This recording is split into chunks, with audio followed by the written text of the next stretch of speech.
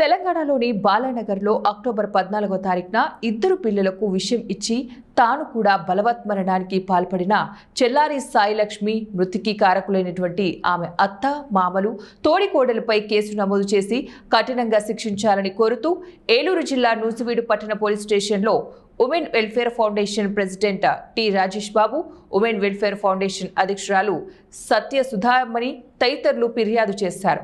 ఈ సందర్భంగా వారు మాట్లాడుతూ గత 5 సంవత్సరాల క్రితం చెల్లారి సాయిలక్ష్మికి నూజివీడుకు చెందినటువంటి కోమల జ్యువెలర్స్ యజమాని చెల్లారి సాంబశివరావు కుమారుడైన చెల్లారి అనిల్తో వివాహం జరిగిందని, అప్పటి నుంచి మృతురాలు సాయిలక్ష్మిని అదనపు కట్నం కోసం నువ్వు అందంగా లేవని మానసికంగా ఆమె అత్త మామలు తోడికోడలు ఆమె భర్త కూడా వేధింపులకు పాల్పడేవారని ఆరోపించారు. చెల్లారి సాయిలక్ష్మి అనిల్లకు ఒక కుమార్తె కుమారుడు 2 సంవత్సరాల క్రితమే జన్మించగా వారికి సరిగా మాటలు రాకపోవడంతో మూగ పిల్లలకు జన్మనిచ్చావంటూ చెల్లారి సాయిలక్ష్మిని బాధ్యులుగా చేస్తూ నిత్యం వేధించేవాడని ఆరోపించారు. అక్టోబర్ 11వ తారీఖున తన తోడికోడలు పుట్టినరోజు సందర్భంగా చెల్లారి సాయిలక్ష్మి తీసుకువచ్చిన కొబ్బరికాయ కుళ్ళిపోవడంతో అందుకు సాయిలక్ష్మిని నిందిస్తూ ఆమె అత్తమామలు తోడికోడలు కూడా మానసికంగా కృంగదీసే మాటలు అనడంతో పాటు నువ్వు నీ పిల్లలు చావండి పదే పదే వేధించడంతో చెల్లారి సాయిలక్ష్మి మనస్తాపం చెంది పిల్లలకు విషమిచ్చి తాను కూడా అపార్ట్మెంట్ పై నుంచి దూకి బలవత్మరణానికి పాల్పడినట్లు తెలిపారు. కట్నం కోసం ఇలా బరి తెగించి వేధింపులకు పాల్పడిన అనిల్ కుటుంబ సభ్యులపై కేసు నమోదు చేసి కఠినమైన శిక్ష పడేలాగా చేయాలని వారు డిమాండ్ చేశారు.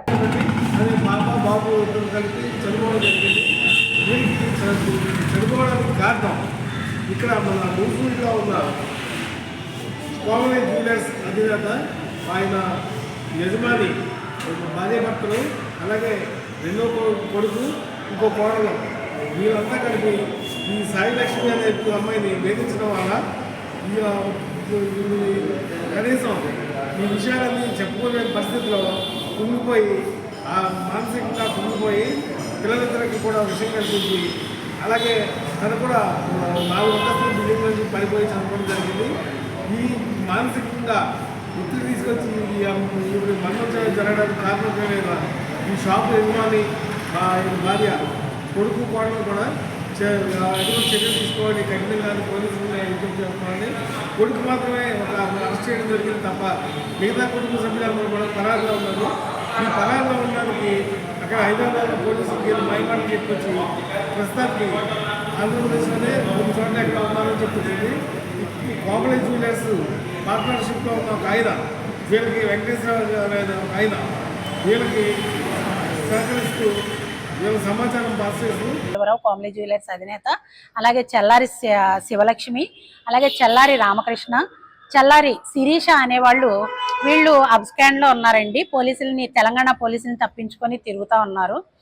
వీళ్ళు ఆ యొక్క సాయిలక్ష్మి చావుకి మానసిక వేధింపులు, అలాగే పిల్లవాడికి మాటలు రావట్లేదు అని వీళ్ళు ప్రతి నిత్యము అమ్మాయి లావుగా ఉందని చెప్పి, ఆమె మెడ నల్లగా ఉందని చెప్పేసి తను వేధించడం వల్ల వాళ్ళు చాలా మానసిక వేదనకు లోనైంది. అంటే ఇది చాలా చూపించడానికి కనిపించినటువంటి మానసిక హింస అండి. అలాగే ఈమె లాంఛనాలు కూడా ఇంకా సరిపోలేదు. సేమ్ తోడుకోడలకు కూడా ఈ అమ్మాయికి చేసినట్టే వాళ్ళ తల్లిదండ్రులు చేయాలని వాళ్ళ మీద ఒత్తిడి తీసుకురావడం, ఇవన్నీ కూడా ఆమెని చాలా కృంగుబాటుకు లోనవడం వల్లే ఆవిడ ఈ యొక్క బలవన్మరణానికి పాల్పడింది. వాళ్ళు ఈ యొక్క సరౌండింగ్స్ లోనే దాక్కున్నారనేది మాకు అనుమానం అండి. వీళ్ళకి సహకరిస్తున్నటువంటి ఈ కోమలి జ్యువెలర్స్ పార్ట్నర్ ఎవరైతే ఉన్నారో వెంకటేశ్వరరావు గారు, ఆయనకి తరచూ కాల్ చేస్తున్నారు.